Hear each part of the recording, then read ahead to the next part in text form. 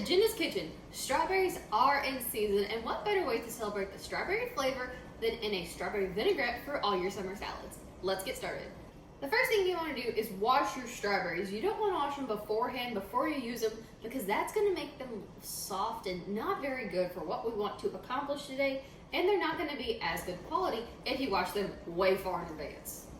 The next thing we're going to do is we're going to flip this little green piece up because it makes hulling the strawberry so much easier. You take your little tool, stick it, pinch, twist, ta-da!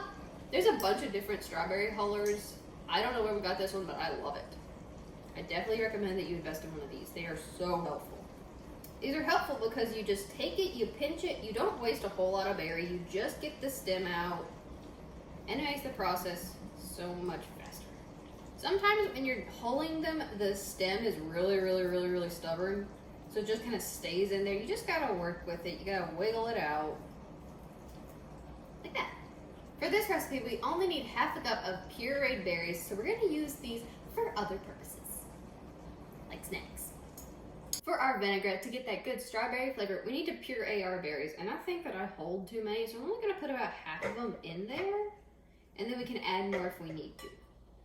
Scrape down all the sides to get the berries back into the blade, that way they get nice and pulverized.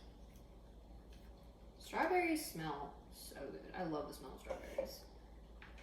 Take out the blade. We're gonna pour our puree into this measuring cup to see if we have half a cup of pureed berries. Here we go, half a cup. For a good vinaigrette, you need an acid, something sweet, and oil to hold it all together. With our strawberry vinaigrette, we're gonna add 2 tablespoons of maple syrup. You wanna make sure that's 100% maple syrup, not pancake syrup. It's gonna add some sweetness to our berries because we're gonna pair it with other berries, some spinach, pecans. It's gonna be great, but we want that extra kick of sweetness.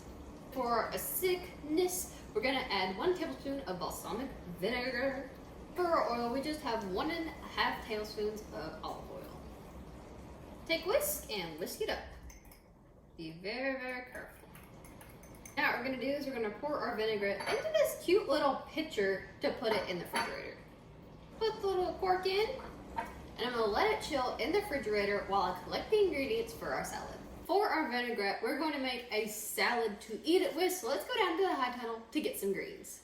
We're in the high tunnel, and this year we're trying a different growing system. We have a self-wicking container, so you put the water in. You don't have to water every day. It holds several gallons of water in the bottom, and the water wicks up as needed. We've got 3 different types of spinach and some kale. We're gonna pick these big leaves of kale. It's gonna make our salad so fresh, so delicious.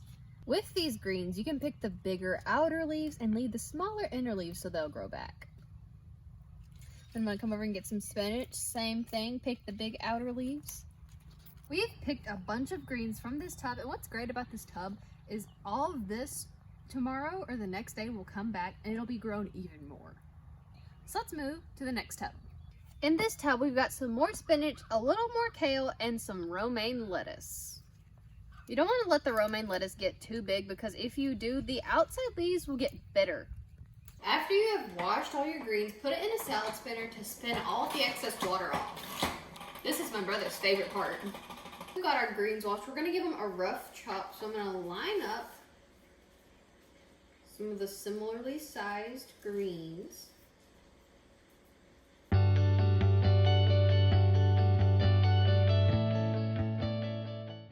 And you can take your knife and just run it through this whole thing, but I'm doing it this way. I'm gonna give these a rough chop, just, and then one down the middle. Ta-da! Leafy greens. I'm gonna cut the rest of my greens up. Now we're gonna need some sliced strawberries. You're gonna need 1/4 cup of strawberries per salad, so we're gonna end up using 1 cup of strawberries. And this is a Mercer knife. It's one of my favorite knives. I won it at a contest. It's amazing. Stay sharp for a long time. We've got a cup of blueberries, same thing, 1/4 cup of blueberries on each side. I'm gonna use about a handful.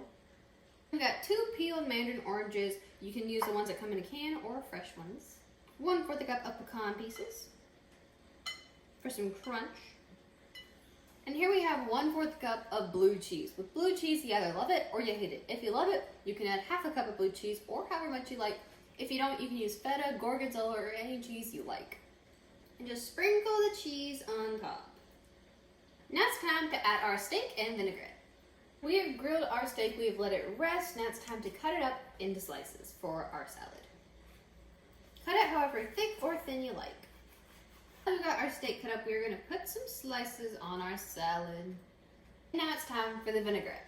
We've got our vinaigrette, we're going to drizzle it over our salad. How much you like on there. However much you like on there. I think that's about 2 tablespoons. And here we have it. Here is the strawberry vinaigrette and the salad we made with our vinaigrette.